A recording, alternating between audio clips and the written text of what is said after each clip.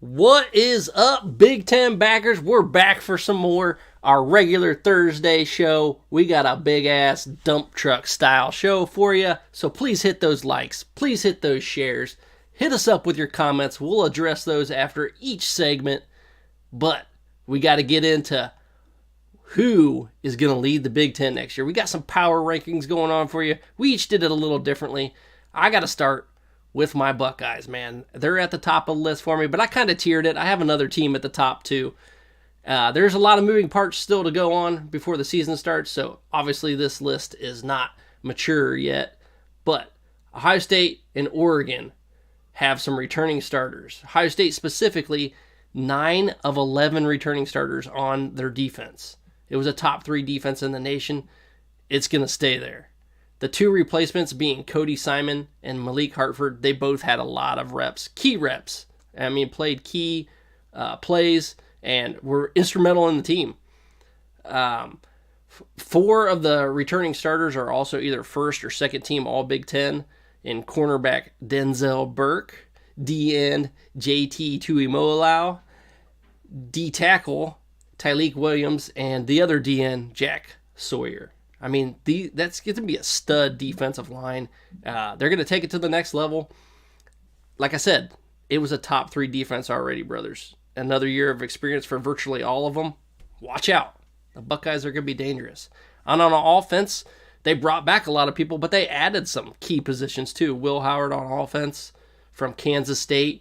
Quinshon Junkins, I don't know how that happened with Travion Henderson coming back. He's rushed for 1,000 yards 2 years in a row at Ole Miss. Quinshon Junkins, man, watch that name with Travion Henderson. It's going to be nasty in that backfield. All right, I thought Travion Henderson actually was off to the NFL too, but he's coming back. The 1-2 punch is going to be crazy. Emeka Ibuka is back, and they only have to replace a tight end, a wide receiver, and a right tackle. 7 of 11 starters on offense too. That is insane. That's a lot of skill coming back. The Ducks are loading up as well and have quite a few transfer portal players and people coming back. So those are kind of the top tier. Then I got that second tier, and I have Nebraska in the second year with Matt Rule in that second tier. A lot of people won't have them there yet, so we'll see what the other 2 have. But also USC, I mean, they're always going to be there with that offense, that high-powered offense, but they've done some work on that defense, getting some NFL coaches on the staff, and they're getting some guys in the transfer portal. And then PSU is always in that second tier. Penn State, baby, they're there. I don't have Michigan in it. They're losing everyone, and probably including their coach. But what you got on Oregon, Jamie? Hey man, it's time to get excited. It's time to wake up here. We're talking about power rankings of the Big Ten.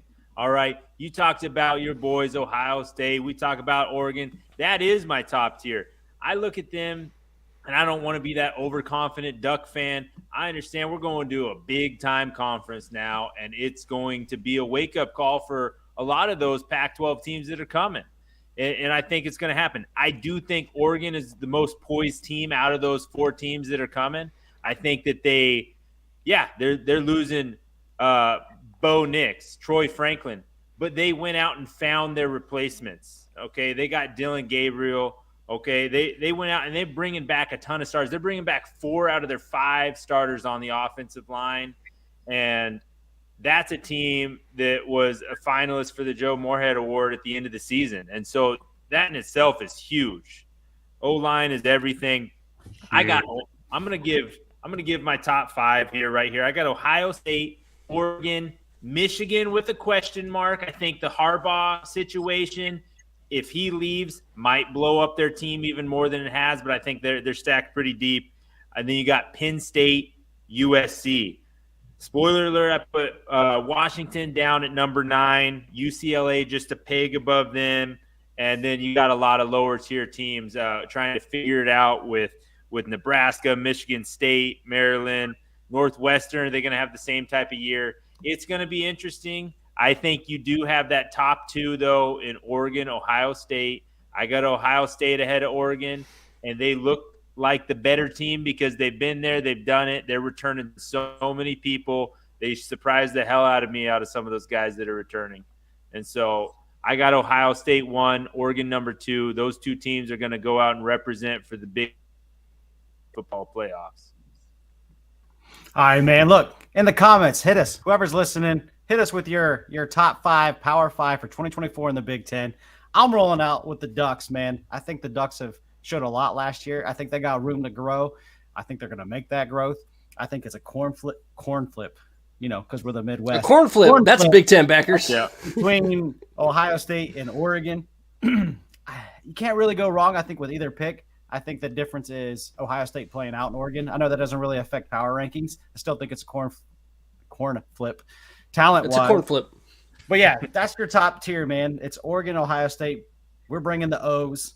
I think after that, I think Penn State takes this leap, man. I think they're going to jump Michigan. I think they're going to jump USC. But after that, Oregon, Ohio State, Penn State, USC, Michigan. And then my next tier is going to be Wisconsin, Nebraska, Iowa. I think those three can battle it out. I think they're going to make massive improvements between Luke Fickell and Matt Rule in their second year. I'm expecting big things out of those two programs. I think Iowa's still going to stay the same.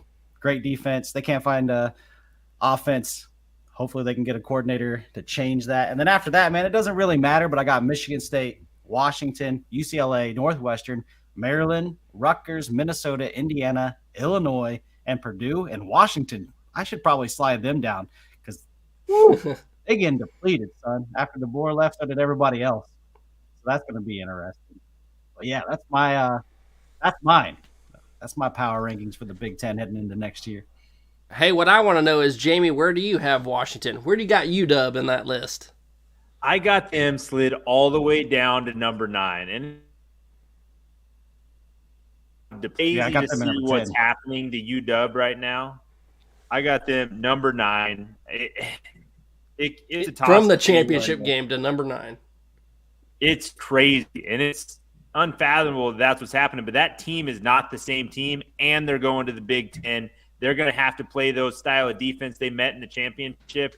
I think it's going to be a rude awakening. They also got to learn how to play defense. That's one of the things that I think Oregon, sometimes UCLA, that's what they kind of bring with them. I think USC and UW are going to really need to learn how to play defense if they want to succeed in the Big Ten. Yeah, I think they're definitely going to have to figure that out for sure, especially a running defense. And you see what Michigan, they tore them up on the ground, and you're going to get a lot of that Midwest 3 yards in a cloud of dust flavor. And I don't know if they're ready. I don't think they are. I think Oregon planned ahead, man. They seen this coming. They forecasted it, and they got their defensive line ready for this move. And I think that's going to be – They kind of had the pieces in place. I think Oregon did a little better than Washington, where Washington was more of like the transfer portal type team. They brought in a bunch of guys, had it all at the right time, developed a few people too, but then they just lost everyone. I mean, even without the coach leaving, they were losing a ton, man. All kinds of talent to the NFL. They were. Let's hit a couple of comments here. Brandon from the Big Red Backers podcast. I think California schools will be in for a rude awakening when they play us Big Ten boys. My man, Brandon, I 100% believe in that statement right there. That's a good one. I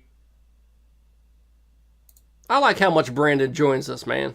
Yeah, too. Appreciate it. And we got Charlie Sinclair. Harbaugh getting announced tomorrow. We're going to talk about that next. And we're going to bring in a Michigan man here to talk about Michigan and everything that's going on there. So let's get this thing moved in. Let's get the Michigan man in here. Oh, the Michigan man is in the house. There it is. Look at all that. Oh, shit. Oh, man. What's happening, fellas? Man, you are decked out. What you got behind you? Woodson jersey and can't see the other one. It's number 4.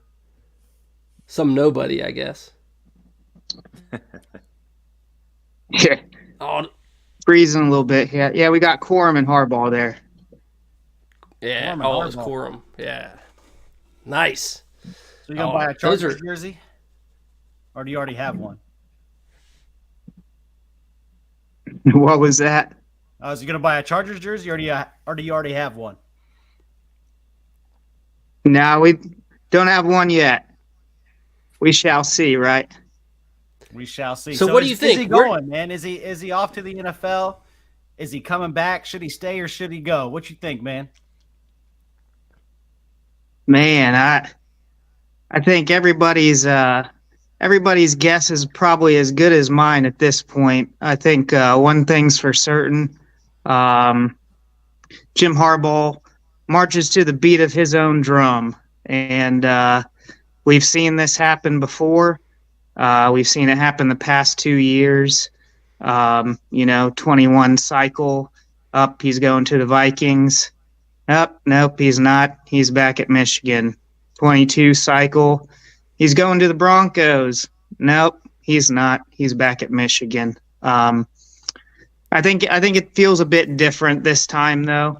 I think he's accomplished what he wanted to accomplish, and it's a bit more like the 21 cycle where he's actually out there pursuing jobs. The 22 cycle, it was kind of the Broncos pursuing him. And it feels a lot more like the 21 cycle where Harbaugh is out there pursuing some jobs. So we know he's got a deal at the table at Michigan. We know Michigan wants him back. But I don't know. We'll see. We'll see. Is there any validity?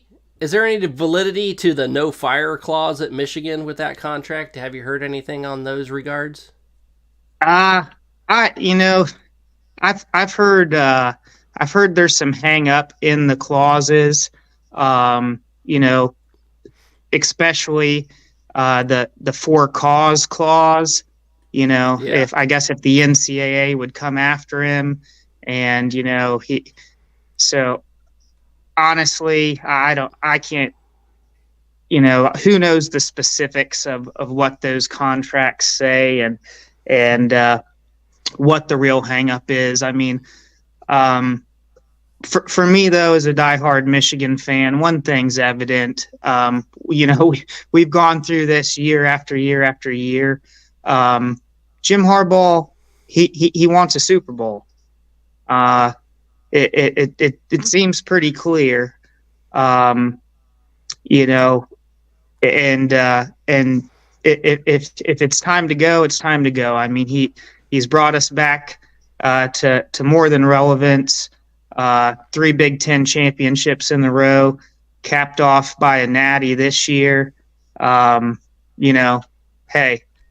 the man wants to go chase a Super Bowl, go chase a Super Bowl.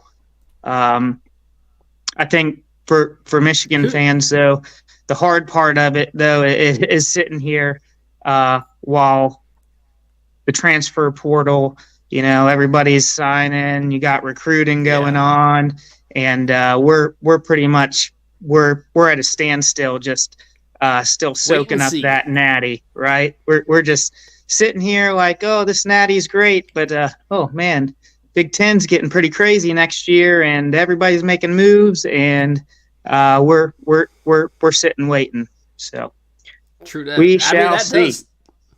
That does make a big difference right at this time of year. There's a lot of high-profile guys transferring from Alabama, from Washington, from Arizona, and they have 30 days to do it. I mean, if Harbaugh makes a decision sometime in the next week or two, you might be able to get in on some of those guys. All right, how do you feel about all these NFL departures from Michigan and all the people declaring, man? How do you think the roster is going to look next year? So I would say I think so far, for me anyways, every one of them was expected except for one. And that was Trente Jones on the offensive line. I think everybody else, once again, you win a national championship.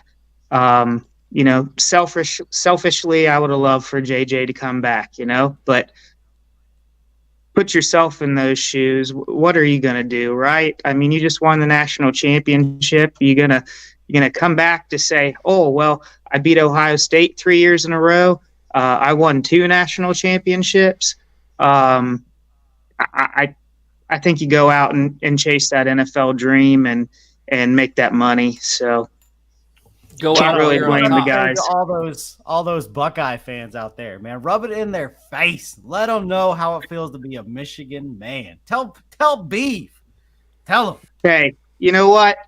I've known the old B for a hot minute, and I've taken my ass whoopings. So, you know, it feels good though. It feels good. Feels good to finally feel like we have a rivalry back, right? Because I don't know, I can't rattle off the statistics, but what was it, like 16 of 18 or something like that? We just got our ass pummeled. So I am a Michigan man. I still don't count 2016, but everything else, you know, pretty legit. Hey, All right, man. Jamie, break down this, man. Break this down. Were for you me, singing Mr. Brightside at the top of your lungs? I've sang it quite a bit more frequently here of late, you know, with a little bit more passion in my voice too, you know. For sure. And then We were at they got game. that other one that they brought back.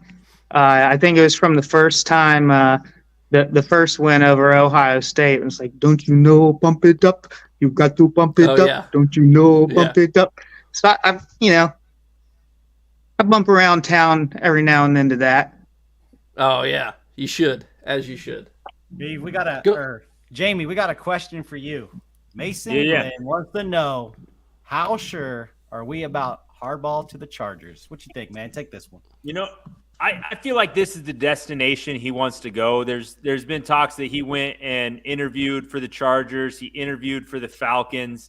I think the Falcons is a play. He doesn't actually want to go to the Falcons, but it's a way to bring money back to the table at both sides. Mm-hmm. I think he wants the Chargers. He wants to get the deal done now. There are some rules in the NFL, the Rooney Rule, where like you have to do interview minorities in person, at least 2 candidates, and so it takes more time in the NFL. You can't just snap your fingers, get it done, and he wants it done now.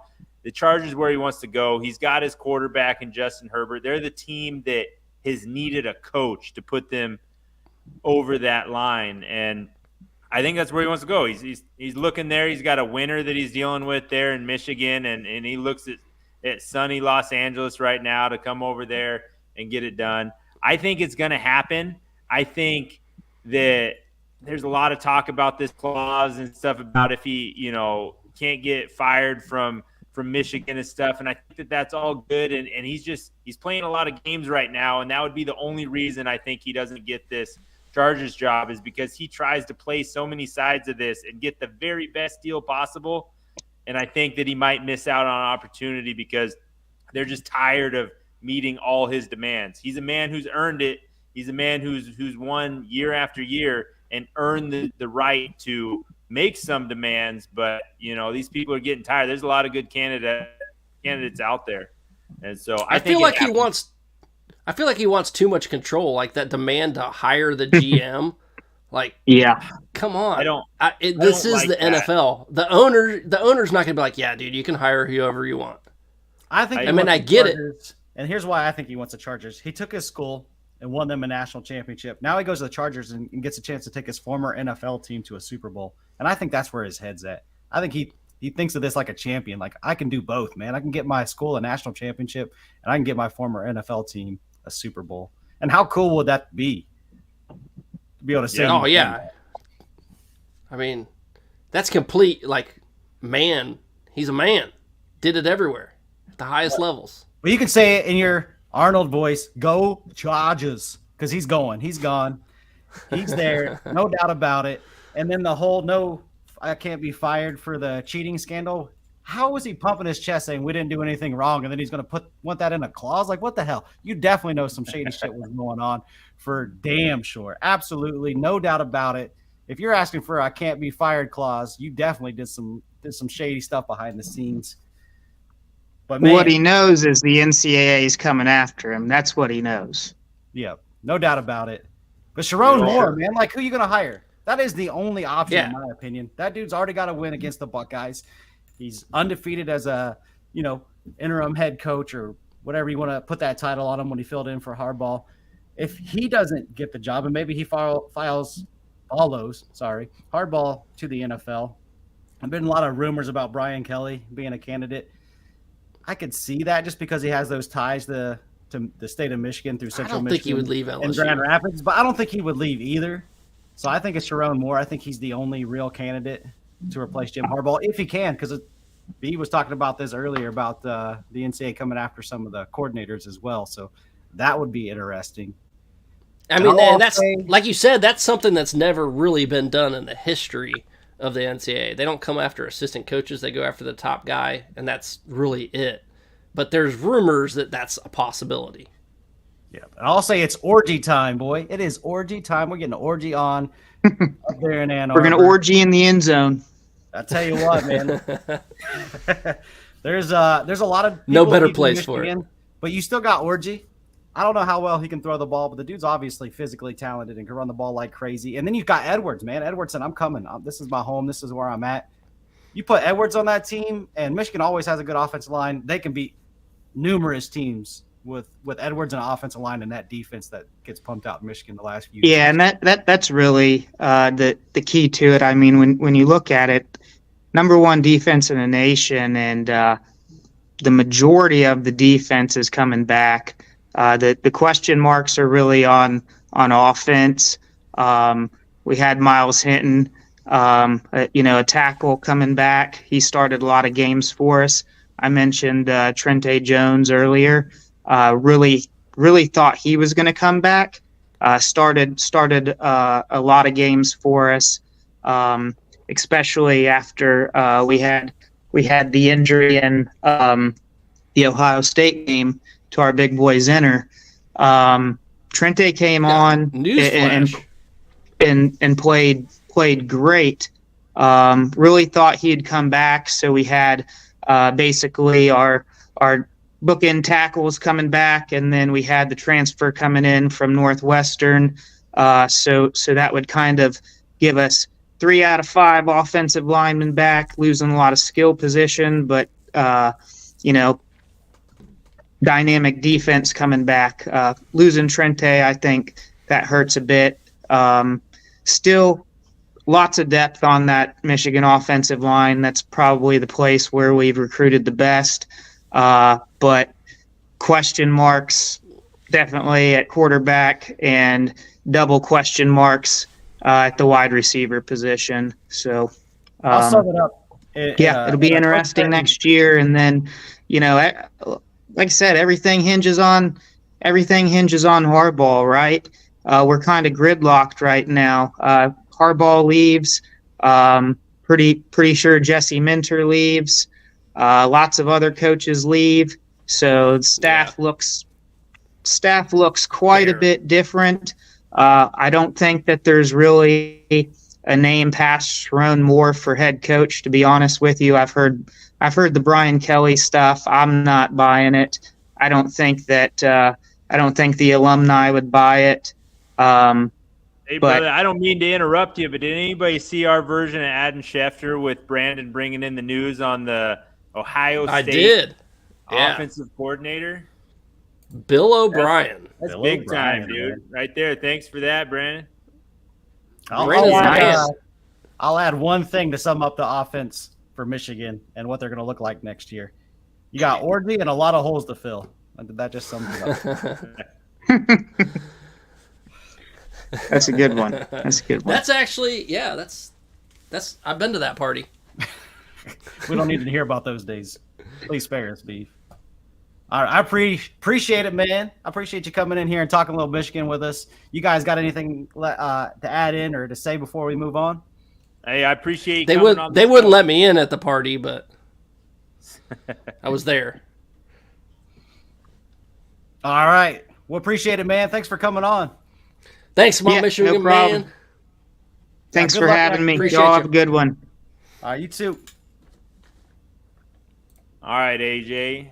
I got this next topic here. We got DeBoer. We all know he left for Alabama, but they quickly found their man in Jedd Fisch, Arizona's head coach. I think that was a home run hire on looking for something on their heels. He's a big-time get for Washington. pulling him away from Arizona. They were about to be the team in the Big 12. I think that was a good get. I'm a little skeptical about what he's walking into. As you saw, I ranked him 9, and that might have been generous. I don't suspect him to have immediate success there. I'm looking at their roster, and like a fun fact of this is they're only returning 2 starters from that national championship game, and those 2 come from the defense. That offense that just was amazing, that got them to Completely that championship, gone. There's not a single starter from the championship game coming back. Either it's NFL, transfer portal, everybody's gone. It's not the same team, and that's why we're all hesitant to rank them high coming into the Big Ten. I'm scared for Jedd Fisch here, but Kalen DeBoer knew what he was doing. He left that job on a high note, didn't recruit very well, didn't bring Jimmy Lake before him, didn't recruit very well. They're all riding Chris Peterson's back here to get to the national championship they got. The way he recruited for them, now there's not a team left for Fisch, and I'm a little disappointed. DeBoer did the right thing, left a team that wasn't going to live up to last year's expectations, went to a team that Nick Saban stockpiled for him. And so and depleted their roster too. Yeah. I mean, yeah. Washington fell for the banana in the tailpipe, man. They hired that coach that was going to just come and go. He's like the gas station, man. Got in there, made his money, and now he's gone. But I don't discredit him for that. You gotta strike while the iron's hot and make that money while you can. Otherwise, you get left behind in this game. You know, but it hurts after a year like that for the Huskies. It was really a historical year, right? I mean, they're not very many times that they're going undefeated all the way through the year until the national title game. I think it only happened one other time that they went undefeated, right? Yep. Yeah. I mean, if you're looking and then go ahead. And going into the Big Ten, you want that momentum. You're going to a new conference. You want to have that stacked team to show out when you get there, to show you're one of the big dogs. You belong there. But they're not going to have that opportunity. They shot their load a little too early.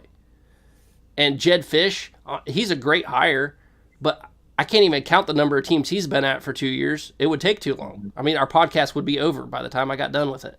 So he might be one that, slips that banana in the tailpipe again, and he gone. Yeah. I think it's going to be harder for him. I'll say this, man. Oh, go ahead. Jedd Fisch, he better be all up on that Pike Place fish market because he's got some big fish to find to fill the freaking roster that just got depleted. There's nobody left, man. Seattle is a mess. Washington's a mess. I don't know how he's going to clean this up, but man, Arizona was a mess when he got there. I was about to say that, but look what he did. 4 games in, he completely changed Arizona's season. I doubt he'll have that kind of luck just because the Big Ten is loaded with lots of teams. But man, oh man, it's still a good hire. But the reason why he left, right? Why is that? Well, number one, it was his longest stint ever, 3 years at Arizona. Number two, he was leaving a terrible situation. Arizona was $240 million in debt from a accounting error. These are people that teach accounting and finance. People that teach accounting and finance. Do not go there if you want to have money. Don't go there. Don't go to business. Don't go for accounting. Don't go for anything of that nature. The people that lead that university lost $240 million. They're talking about cutting sports. Like cutting teams, some teams, because they have to make up that money somehow.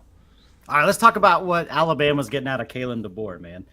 Huge hire, in my opinion. I thought they were going to stay with the Saban tree. I think this is actual better hire outside of like Kirby Smart. I think he's the best. He's 5-0 against Oregon and Steve Sarkisian. You're talking about Dan Lanning and Steve Sark, who was 2 of the top candidates for the Bama job. He's got an undefeated record against these guys. He is 104-12 total as a head coach. He's got 4 GPAC national titles, a Pac-12 conference title in his belt. He won a playoff game and he played the national championship. Like, to replace Saban, It can't be done. He's never going to live up to that man's shoes. No one can. But as far as what you got, this dude is a proven absolute winner, man. Like, great hire. Hey, man, as far as decision-making skills go, he is probably the best in the game. Realizing that UW was about to fall apart and jump on the Alabama bandwagon, that tells me all I need to know about his decision-making as a coach. I think he was a home run hire for them in their circumstances that all these people that they actually wanted said no. He was the guy that I thought was the best person available to go and get, but I truly didn't think they were going to get him, and proved me wrong there. But I thought he was the best option that they had left. I'm pretty sure they were just listening to you. Like, yo, this Jamie the Duck guy knows his shit. We're taking him. There you go. They straight listen to you. You're like, yeah, he's the man. He's the one to get the job. And then, what, 12 hours later, he's the man, got the job. Hey, Yeah, for sure. He wasn't even on their radar until you mentioned it. it's the gospel, man. I say it happens. Yeah, right. But the interesting part about all this is there's a multitude of reasons why you're not going to be able to see what Saban did ever again. And it's the college football landscape is changing dramatically. Now the best recruiters, which Saban always was, may not have the best team. You have to learn to retain the players that you have and keep open, smooth relationships with players that you lost. I mean, someone else got them. They may be coming back in a year or two. So you got to still keep that open. And with NIL, it favors and is more sustainable to big cities or states that have bigger cities that support their teams. So there's big businesses to give that chunk of change. And maybe for the first couple years, that's okay. But when you start getting into these more rural type schools, there's not teams, there's not the industry to give all that money. So Saban might have got out at the right real time. quick on you because you threw some salt on the GOAT's name. You said the reason no one could do what Nick Saban did is because of the culture of college football. Now you're crazy. Nobody could do that, even in his primetime culture. Nobody could. It's do what true. he did. I don't care what you say. It doesn't matter about the culture now. It just makes it harder. But no one was going to do that. Period. I don't care what era of football it is. You don't do things like he did. Yeah. Whatever, man. I'm going to take my words and I'm going to stick to them. All I say. No when one you can say do it Nick now. Saban's name, you put some respect on it, You should. especially now that he's gone. All right. Once he's dead, then I'll put some respect on it. No, man, he ain't. That dude's the salt of the earth. He ain't going nowhere. He's going to be the commissioner of the NCAA. Watch it. He needs to be on the playoff committee for sure. You might just do that. Hey, it's time to pay some bills.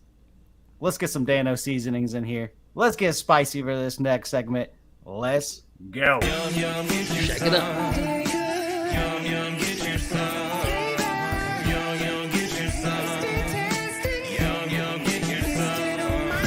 Dano Seasoning, food's favorite flavor. Yum, yum, get you some. I'm Joe Burrito, your favorite burrito. Whoa, whoa. Joe, we Hey. all know you're the best. What? You can always do better. What you got? Try the new Dano's Hot Chipotle. Hey. Ooh, that's spicy. Yum, yum. Yum, yum, get you some. Ooh, Beef, get us some. What's the next subject we about to talk about?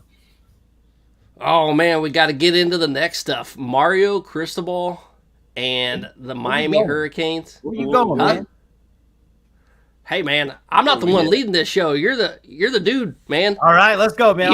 You just changed it up on me. I didn't know what the hell you wanted me to I was do. about to let Beef have it, but he can't take it, man. So, Ohio State hires new athletic director from Texas A&M, Bjork, and Ryan Day returns a lot of talent, including grabbing the number one running back out of the transfer portal, all SEC running back, Quinshawn Junkins. Ross Borch, man, believes in That's Ryan why Day. you wanted me to say it, because you couldn't pronounce any of the names. Exactly. And it's Buckeyes. I figured I'll let you have it. But he says Ryan Day is a great mind, has his back completely. He is there to support Ryan Day. One thing that he wants to make clear when he takes over Ohio State is football is king. They want to keep all 36 sports, but football is king. They are the moneymaker at Ohio State. They are the front porch of Ohio State. And he wants to make sure that he can do everything in his power to flex the Ohio State muscle. Him and the president both said that. That's some different words that you get out of the leadership from the president and the athletic director recently.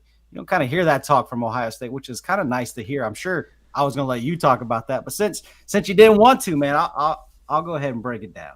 But Ryan Day returns 11 draft eligible players. 11. And these guys weren't low.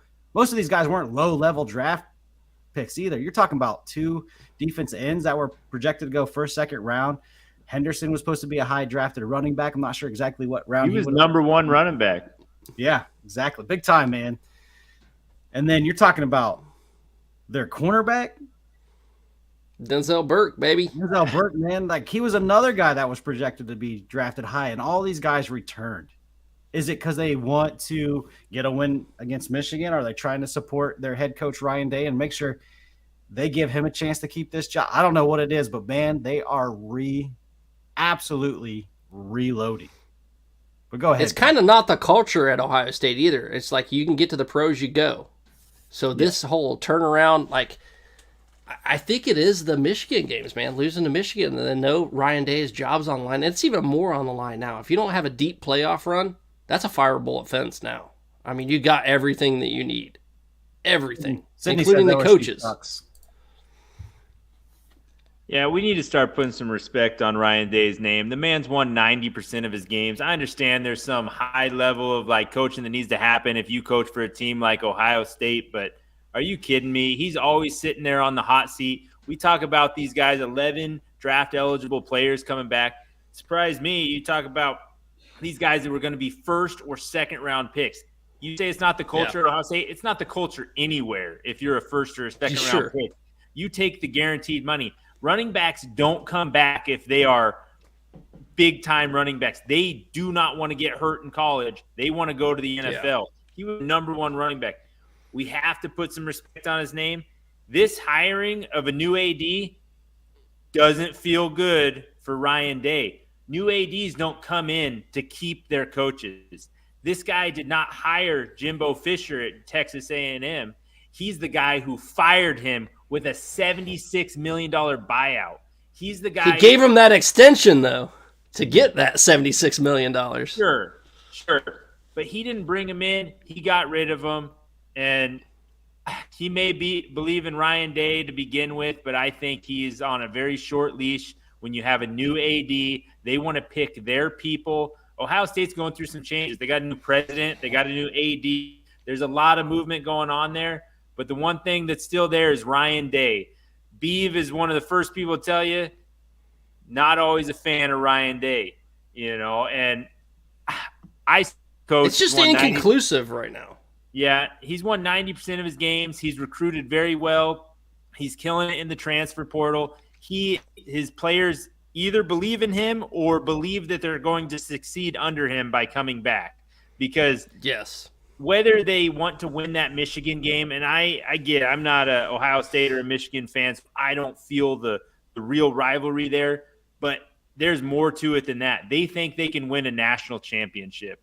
They think that they have the team that came back together and can play under Ryan Day. They think they can win a national championship. That's why I picked them number 1. That's why they are the best team in the Big Ten until proven otherwise coming into this season. I'm ready to see this ground and pound game. You're talking about Quinson Junkies, Harry Henderson, Will Howard, or even Devin Brown. Like, this is not going to be your typical air it out all over the field. I was going to say, they're going to put up some yards. Yeah, they're going to be on the ground. Yeah. They got but they're going to still have to give. They're still going to have to give those wide receivers. They still got a stud wide receiver crew. They're going to have to get them the ball. Well, if you can get the running game open, that makes the throwing game a lot easier. Yep.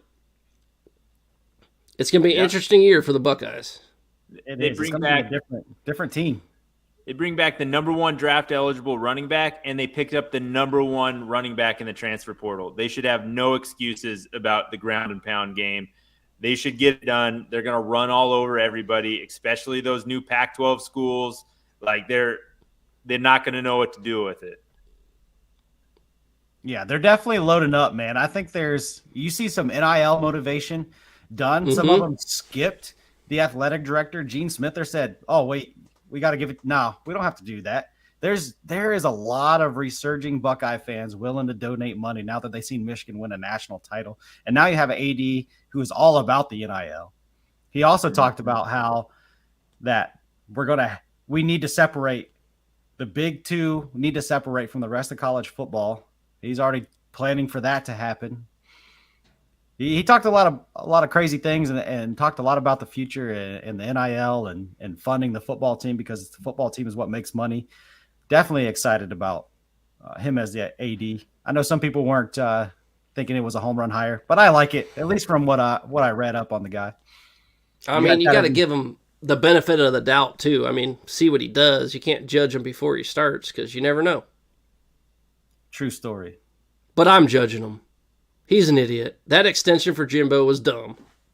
And I mean, that fiscally, it was just a stupid move. And they all did it during COVID because they thought someone was going to come poach their guys. So the guys that made that decision and rush judgment, I think are pretty short-sighted and stupid. And he's one of them. That's fair, but I think that comes more from a lot of the boosters. Like, I'm going to give you this money if you keep this guy. He was a dude in charge. He did it. That's fair.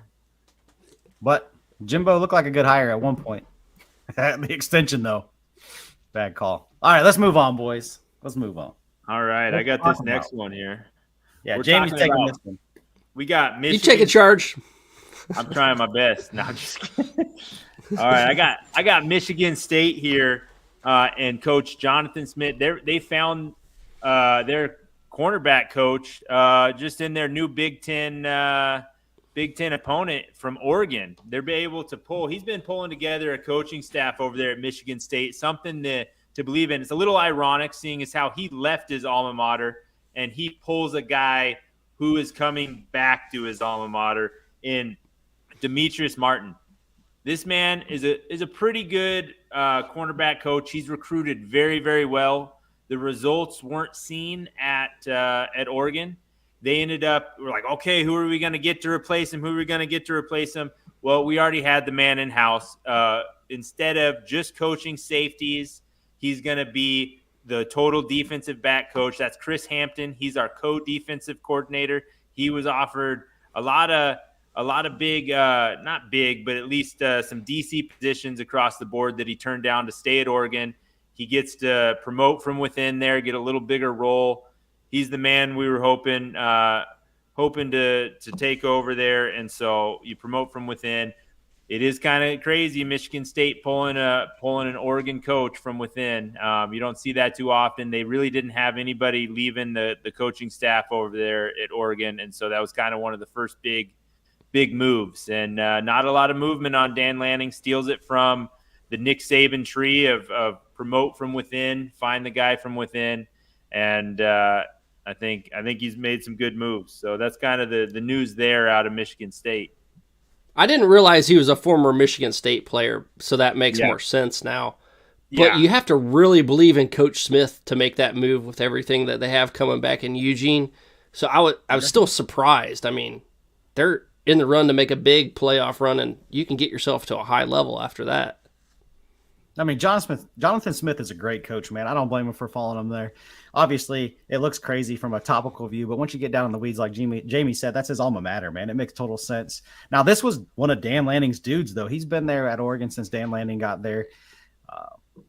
Crazy to see him leave Dan Lanning, because I think they kind of had a nice little relationship and rapport going out there at Oregon. But, man, every time you get a chance to go back and represent your school as a coach, like, it's hard to say no, man. Yeah, the best thing Oregon got out of Demetrius Martin was coming over from Colorado and bringing Christian Gonzalez, that first-round pick, to the Patriots and balling out this season before he got injured. Other than that, nobody else has truly produced to the level they were supposed to. And so I'm not saying he was on the hot seat, but he wasn't living up to the expectations that he brought in with the prospects he brought in. So we'll see what happens. All right, let's hit a comment and we'll get another commercial break. Kerry Collins, any words on the Washington mass exodus as well as Lanning keeping the core at Oregon? We talked about this earlier in the segment, but yeah, man, Jamie talked about it. 2 returning starters for Washington, and we talked about Oregon and Ohio State being the top 2 teams in the Big Ten next year just because they kept their core. 2 returning starters. That's amazing. Two on defense. What they're not known for. Yeah, it's a different team. Completely, it's nothing. Nothing's going to be the same next year. Yeah, absolutely not. But let's get another commercial going, man. We got to keep the lights on here, you know. Sound the alarms. Something monstrously merry is coming to town. Introducing Bones Coffee's newest batch. Inspired by the giddy ghouls of Disney Tim Burton's The Nightmare Before Christmas. Nice work, Bones Caddy. Rich premium coffee infused with frighteningly festive flavors. The Pumpkin King, Santa Jack, Frog's Breath, Rough Weather, and Mudslide Boogie. Can't make decisions by yourself? Order them all. Bones also makes a perfectly marvelous gift for everyone on your nice list. And your naughty list. Click the link to get these hauntingly holly jolly flavors delivered right to your door. And it's not just for holidays. Bones has coffee concoctions for all 365 days of the year. Bones Coffee and Disney Tim Burton's The Nightmare Before Christmas. It's terrifyingly tasty. This year, Bones Coffee will be yours! And apparently all the Bama players can be yours too. And that's what we're going to talk about next. Alabama, you are the trailer park, and I am the transfer portal, man. Blowing up the trailer park down there in Alabama. All these Bama fans crying, oh, it's not fair. These rules ain't right. They need to change them. We're losing too many players. Y'all weren't crying when you were getting people like Jamison Williams or Eli Ricks or Jahmyr Gibbs. Why are you crying now? I think this is the main reason the portal exists. When a head coach leaves, this is the best time for the portal to open for these student athletes, in my opinion. Like, if your coach leaves, you should have a chance to leave too. And I actually think this is what the portal was designed for. This is the main reason. It wasn't so you could change teams every year. It was for situations and purposes like this. And I think it absolutely makes sense. It sucks and it hurts, and I feel bad for the fans, but this is why it exists. Now, there was the wide receiver who transferred to Texas from Alabama. Isaiah Bond. He talked about not even listening to Caleb DeBoer when he called. Now, that's foolish, man. At least hear what your new coach has to say before you hit the portal. Just saying you're not even going to take his phone call. That's a bit ridiculous. But other than that, man, like, I don't blame these kids. If Nick Saban was the reason you went there and he's gone, then you should have the right to leave, just like any other student attending any other college, any other university, anywhere. Makes total sense to me. They have a full class worth of people that have left. 26. Yeah. 26 people in the portal, man. How you going to make that up? And you're talking about people like big-time players. Isaiah Bond. Look, Caden Proctor and Caleb Downs are the 1 and 2 guy, ranked number 1 and 2 in the portal, man. Those two guys alone leaving your program would hurt, and they're on their way out. But what do you guys got, man? I want my little rant. I don't know. I kind of interrupted you with everything that I had, but those guys leaving, a whole class leaving, that's significant. I mean, how do you make that up? You can't just recruit another class. You can't have 50 people sign in next year. I'm going to interrupt you right now because you did it to me. Yes, you will. Good. You have a spring portal, man. Don't act like this is the only one. All these people crying and saying it's not fair. It's not the only portal, man. After the spring, every kid gets a chance to re-enter their portal. They can restock at that point. There's going to be plenty of people that's going to want to go to Bama. So you just got to wait. It is what it is, man. And you got to talk those people into staying, the ones that still haven't left yet. They can come back still. They can enter the portal and stay. Exactly. It does happen. Do your homework. What you got, Jamie? Yeah, no, on this, I mean, I couldn't agree with you more. Huh. I agree with you too. Silence McDonald's is deafening. Wi-Fi must have went out. To you. Damn. Is he back? In my There back. he is. Sorry, I don't know what was going on. Everything's returning to Eugene but the internet. Oh. Oh, man. Watch out for these winter storms, I tell you. Starlink don't got nothing on it, I guess. But, no, I 100% agree. So you were saying. Yeah. Yeah, no, the transfer portal was created for this. These guys have a right to leave. Nick Saban is the reason why most of these guys committed to Alabama. Nick Saban's not there. They have a right to go to these places. You look at Proctor, the number one tackle. He was flipped. Like, he was committed to Iowa. He got flipped by Nick Saban. Now he's homesick. He's ready to go home. He's most likely coming back to Iowa to play for them. He's the guy. And there's countless stories where Nick Saban has that aura, that presence as a head coach to be able to get these guys to come to Alabama. Yeah. And you got to respect it. It's time for the portal to open. Sorry you're on the bad end of this deal for once, Alabama, but that's what it's made for. I got to reverse my tone a little bit. Saban was the GOAT. I got to give him some credit, put some respect on his name like you were saying. He's the man. That's why those guys were there, like you said, and that's why they're leaving. Yeah, and they just wanted to play for him. They wanted a they, piece of that aura. Yeah, and their NIL's in shambles because they weren't ready for this, right? It was like, hey, come play for Alabama. We're not going to give you as much money, but you're going to play for the GOAT. And now that all these players are leaving, they don't have any money to keep them or retain them. So that's another reason. I could get money somewhere else. Yep. That's what I think is going to hurt Alabama in the long run. Like I was talking about earlier, that NIL. It's going to be hard for them to get a lot there. Well, Ohio State tried to play that game, and now they learned their lesson. So I guess Bama's going to be in the same boat. Yeah, let's bring in this AD that likes to spend money. Yeah. All right, y'all got anything else to add before we move on? I think we good. Let's go to the next spot. All right. I tried to do this earlier. Look at here. Jamie's going to take the lead because it's his favorite coach of all time. Oh, we love Jamie's Mario taking a Cristobal. knee. Oh, man. So, Cam Ward, he's all over the place. Is he NFL? Is he not? Is he going to go to Florida State? Is he going to go to Miami? He declared for the draft. The one caveat is he did not get an agent, which tells you he was still torn about his decision. He decides, come back, play for the coach that doesn't know how to make good quarterbacks, and come to Miami. I think that he was one of the top QBs in the transfer portal. I would have loved if he came to Oregon if Dylan Gabriel wasn't coming. I thought he would have been a great fit. What's that? We would have taken him. Yeah, I thought he would have been a great fit at Ohio State. I that's where I would have pegged him to go, especially after watching the bowl game. But he's a great pickup for them. They needed a quarterback. I just don't believe in Mario Cristobal and quarterbacks. At least he's very developed already. And so he just needs to work on his ball security, and I think he'll up his draft stock if he can work on that. Very developed with ball security. Check. Very developed ball security. What you got, Beef? I like he said, Mario Cristobal doesn't develop quarterbacks.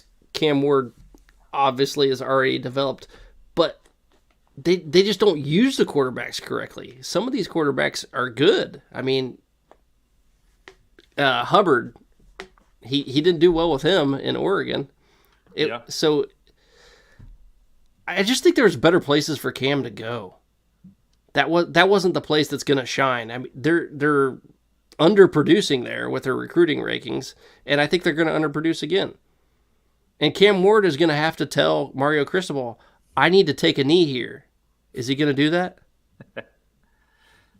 Let me tell you why this is the perfect quarterback for can't finish Mario Cristobal. Everybody's talking about how great Cam Ward is and how awesome he is. Yeah, he'll put up stats, 3,735 yards, 25 TDs last year. But let's talk about his fumbles. This guy has had 46 fumbles in 4 years. 4 years.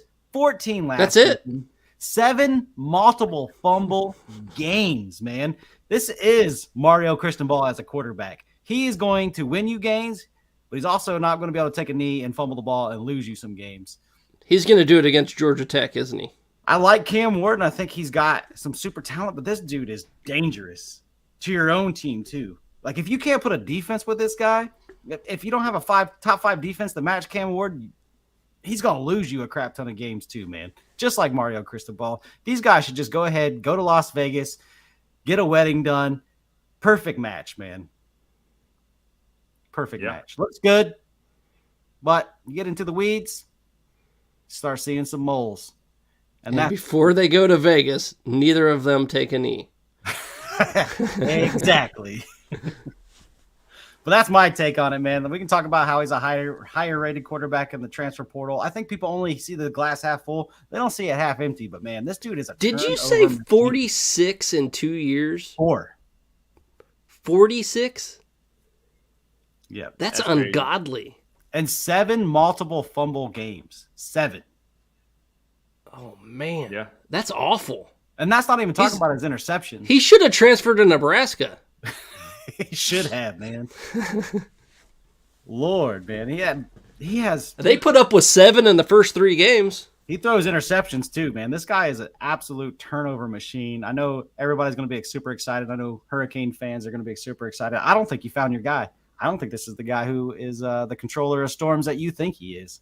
He's going to get washed up in that hurricane, man. And then Mario Cristobal, his quarterback coach or his head coach, good luck. Y'all got anything else to add? No, we good. Let's go. All right, man. It is time. Your favorite thing. My favorite thing. Quickies, boy. I love me a good quickie. Who doesn't love themselves a good quickie, man? Got this mustache for that reason. I can savor the flavor, baby. BigTen Backers Best Quickies. Let's get at it. Hey, I'll get it started here. Here we go. DeBoer finds his DC from South Alabama's head coach, Kane Womack. These two coached together on Indiana's coaching staff. Had OC and DC there, and that's where that developed. He also comes from a long line of defensive coaches. His father coached 37 years in college football, ended his career as a defensive coordinator. So it's in his blood. I don't think this is a home run hire. You needed a home run hire for a defensive coordinator for Alabama. DeBoer knows offense. He's proven to not necessarily know defense, and they love defense in Alabama. I don't love this pickup. It's a wait and see, just like everything else in Alabama. Especially with its history at Washington. Ooh. Yeah. Mm-hmm. And he only had one good year at Indiana. I'm going to talk about 5-star offensive tackle as a freshman, started at Alabama at left tackle. He's from Iowa originally, hit the transfer portal. Early favorites are in for him to go back home because he has been homesick. He was supposedly going to hit the portal even if Saban stayed because he misses the cornfield to Iowa. But, man, the Buckeyes are going to be trying. They're in pursuit. They're making phone calls, but I don't see it happening. He's going to be a Hawkeye. Oh, that would be nice for either team. I mean, maybe Brian could have kept his job if he came there. But I doubt it. Yo, man, Caleb Downs is the other one coming from Alabama. Huge name, big-time Bama transfer. Probably going to go to Georgia. He's from Georgia. The Buckeyes finished in the top 3. You can never count out Oregon with everything they're bringing in, but I'm pretty sure he's going to be a Bulldog. I think so, too. You do have the defensive back coach, Tim Walton, who is a lifetime friend of his dad, so that could maybe get interesting, but it didn't help him the first time because he was on the staff when he got recruited, too. So, yeah. Moving on, we got Kirk Ferentz. You know, he's running out of sons to hire as offensive coordinators over there at Iowa, and quite frankly, they need to go from outside the family tree on this one and find some offense. We had who'd we have? We had Wisconsin's old head coach in Paul Chryst. Yeah, he said no thanks, and I don't blame him. It seems like Ferentz is kind of trying to take control of that offense, and they absolutely do not need that there. And so he needs to relinquish some of that control if he even wants to think about bringing in a good OC. Yeah, and Brandon, hit us up in this. I know you got some Iowa news, so we do have a question. Brother.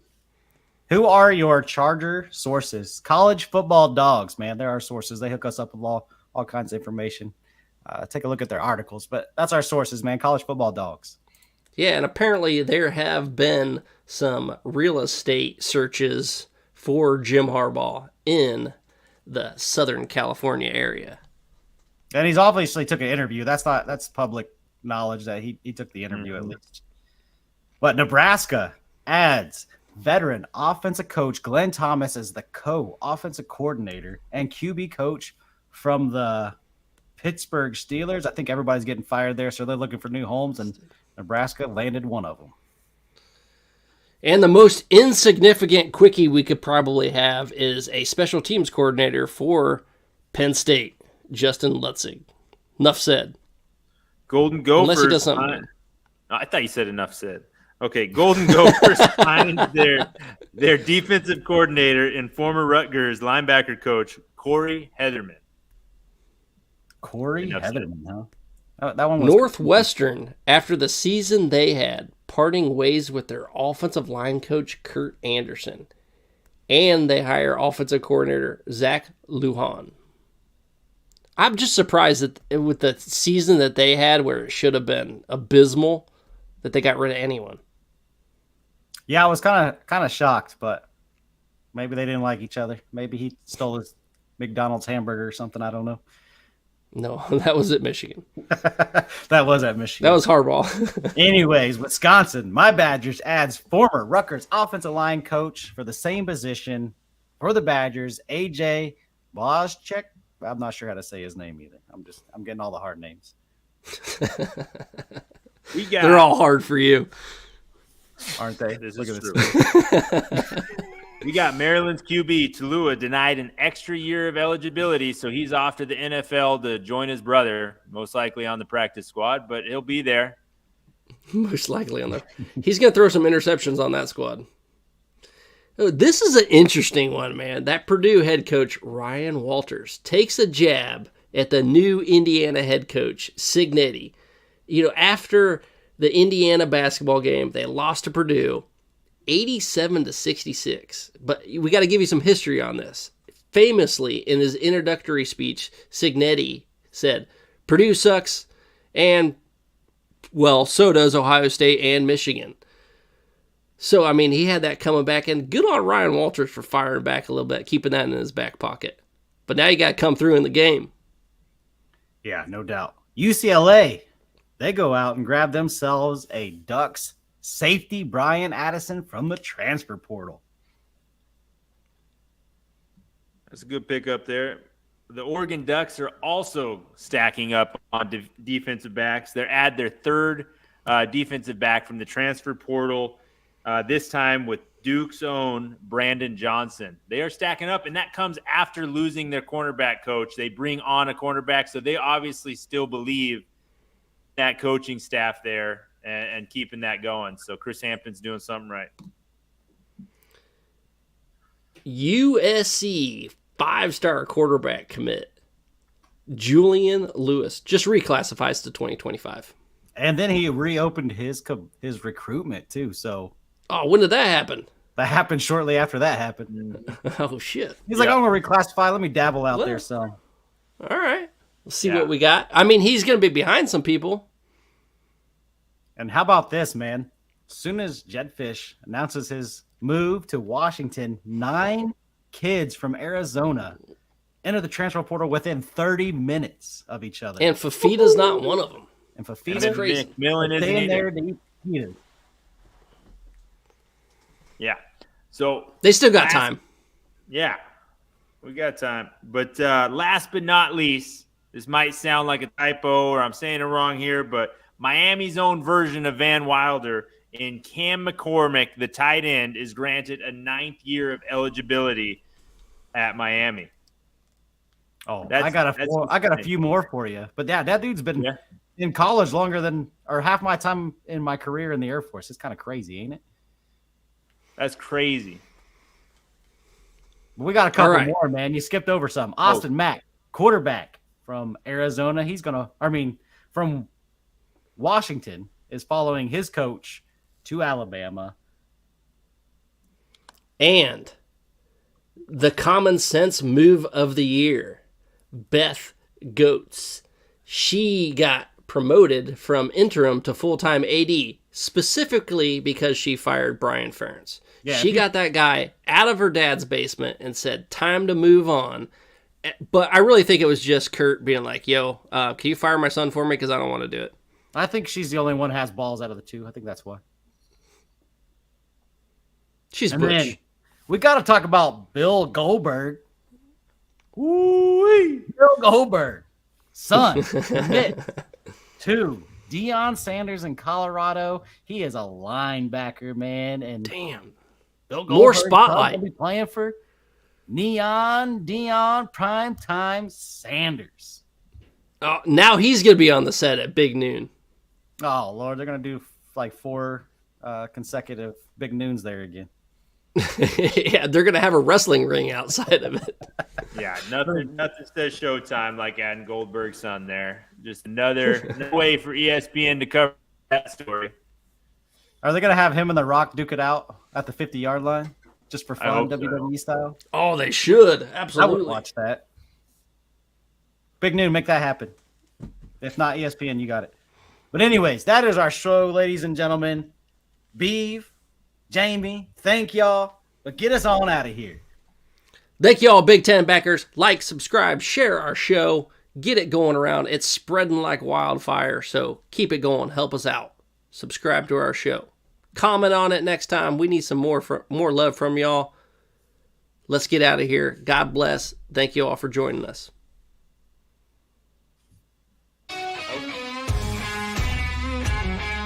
On the College Football Dogs website, you'll find a main page that features some of our biggest and newest stories. Our conference pages for content related to your favorite team's conference. Our team store, where we have products that are available all year long, as well as gear available for a limited time only. Our podcast page, where you can see when one of the 12-plus College Football Dogs podcasts is streaming live on social media. Our subscription page, where you can join our Discord.